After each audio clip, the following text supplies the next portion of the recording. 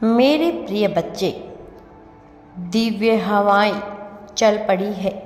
आंधियों का एक पूरा बवंडर आ रहा है और इस तूफान में वह सभी लोग ध्वस्त होने वाले हैं जिन्होंने दूसरों को पीड़ा पहुंचाकर स्वयं के जीवन को खुशहाल बनाने की योजना रची थी। उनकी योजनाएं अब नियति की योजना के आगे विफल होने वाली है। अब विरोधाभास की घड़ियां नहीं रहेगी। जीत का नया आगमन हो चला है और तुम इस आगमन के साक्षी होने वाले हो। तुम अब वह महसूस करने वाले हो जो कुछ खास लोगों को ही अनुभव करने का अवसर मिला है।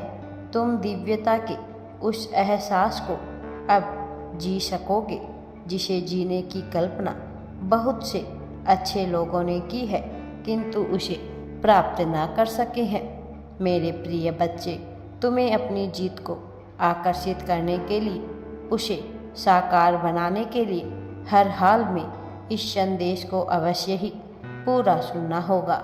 अब मैं स्वयं आ रहा हूँ तुम्हें परेशानियों से दूर करने के लिए, तुम्हारे सभी कष्ट मिटाने के लिए। मेरे प्रिय बच्चे, अब प्रेम की घड़ियाँ आने वाली है। तुम अब तक जिस उम्मीद में जीवन जीते आए हो, अब तुम्हारी वह उम्मीद विफल नहीं होगी। तुमने अब तक गलत लोगों से आशाएं लगा रखी थी, लेकिन अब तुम्हारी आशाएं मुझसे होगी। अब तुम्हारी आशाएं वास्तविक जीव से होगी, ना कि दूसरों के इशारों पर चलने वाले उन जीवों से जो वास्तव में परमात्मा का ही अंश होकर के भी परमात्मा का अंश नहीं बन पाते हैं। तुम स्वयं ही परमात्मा से उम्मीद लगाओगे।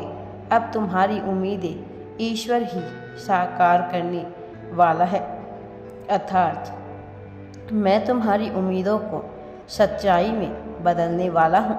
इसीलिए मेरे प्रिय बच्चे, यह घड़ियाँ तुम्हारे लिए अत्यंत ही महत्वपूर्ण हैं और हर हाल में तुम्हें इन घड़ियों में नकारात्मक चीज़ों की बिल्कुल भी ना तो उम्मीद करनी है, ना तो अपनी घड़ी में, ना अपने विचारों में उसे लाना है। यदि यह भूले भटके आ भी जाए तो तत्काल यह सोचो कि तुमसे त्यागने जा रहे हो, तुम इसे छोड़ रहे हो।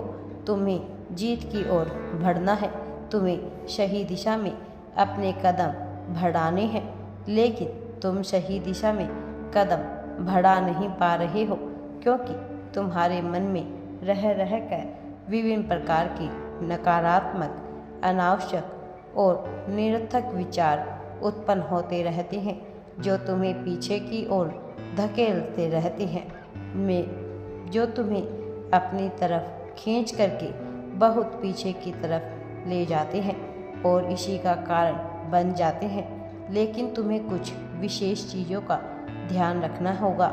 सबसे पहले यह है, तुम्हारे मन में कोई भी नकारात्मक विचार आए तो उन क्षणों में उस नकारात्मक विचार को लिख लो और यह लिखो कि तुम इसके बारे में बाद में विचार करोगे। और इन क्षणों में जबकि तुम यह नकारात्मक विचार आ रहा है तो महत्वपूर्ण कार्य करोगे, वह कार्य जो तुम्हारे लिए करना अनिवार्य है। जो भी नकारात्मक विचार आए उसे ऐसा लिखो कि इसके बारे में तुम बाद में विचार करोगे और धीरे धीरे तुम पाओगे कि तुम्हारे अत्यधिक विचार विलुप्त हो रहे हैं। तुम पाओगे कि तुम स्वतः ही ध्यान की मुद्रा में जा रहे हो। धीरे धीरे तुम अपने मन को, अपने चित्त को शांत होते हुए महसूस कर पाओगे और वास्तव में यह तुम्हारे लिए अत्यंत आवश्यक है, क्योंकि यदि तुम ऐसा नहीं करोगे तो जीत बहुत ही दूर रह जाएगी, प्रेम बहुत दूर रह जाएगा। अपने अब तक के जीवन काल में तुमने प्रेम की बहुत अभिलाषा रखी है, लेकिन बदले में तुम्हें प्रेम हासिल ना हो सका है, लेकिन अब वह दिन दूर नहीं जब तुम प्रेम को ना केवल महसूस करोगे, ना केवल उसे जी पाओगे, बल्कि उसका आलिंगन जिस क्षण चाहोगे उस क्षण कर पाओगे।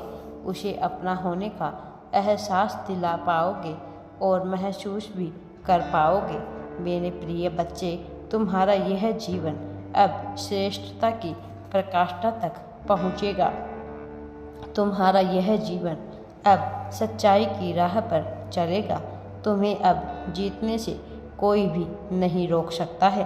तुम पर ना केवल मेरा दिव्य आशीर्वाद है, बल्कि मेरी ऊर्जा विभिन्न प्रकार की शक्तियों का रूप धारण करके तुम्हें जीत दिलाने के लिए तुम्हारी ओर आ रही है, तुम्हारे पास ही आने वाली है।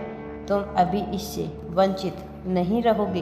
अब तुम प्रेम की वर्षा होगी तुम पर और तुम्हें अचानक ही एक गुप्त रहस्य का पता लगेगा और वह धन भी प्राप्त होगा जो अब तक तुमसे छुपा हुआ था, लेकिन जो तुम्हारे नसीब में लिखा हुआ था। अब तुम उस गुप्त धन और उस गुप्त रहस्य को जान पाओगे। अब समय आ गया है तुम्हारे पक्ष में कार्य करने को। स्वतः ही विवश होना पड़ेगा। यह समय मेरे प्रिय बच्चे, अब तक तुम निराशा के जिस डोर से बंधे हुए थे वह डोर अब टूटने वाला है। अब बेड़ियां टूटने वाली है। वास्तव में अब प्रसन्नता का समय आने वाला है, खुशहाली का समय आने वाला है। अब उत्सव मनाने का समय आने वाला है। मेरे प्रिय बच्चे, तुम्हारे जीवन में वह सभी लोग जो तुम्हें हारते हुए देखना चाहते हैं, जो तुम्हारी जीत को जरा भी भूलना नहीं पाते हैं, अब वह स्वतः ही जलेंगे।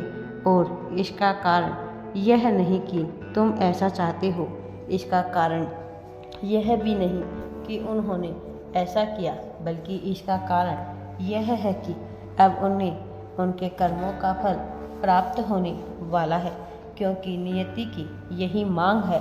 और यही नियति की मांग और नियमों के विपरीत ना तो कोई देवता जा सकता है, ना ही कोई देवदूत।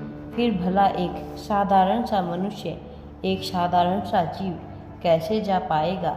उसे अपने कर्मों को भुगतना ही पड़ेगा। यह लोगों को बहुत सिखाने के लिए यह समय बहुत सी परिस्थितियाँ घटित करेगा, ऐसी परिस्थितियाँ जो मनुष्य को मजबूर कर देगी अपने अहम को मारने के लिए। मेरे प्रिय बच्चे, मेरा आशीर्वाद सदैव तुम्हारे साथ है। राधे राधे जी। वीडियो पसंद आए तो लाइक, शेयर एंड चैनल को सब्सक्राइब जरूर करें।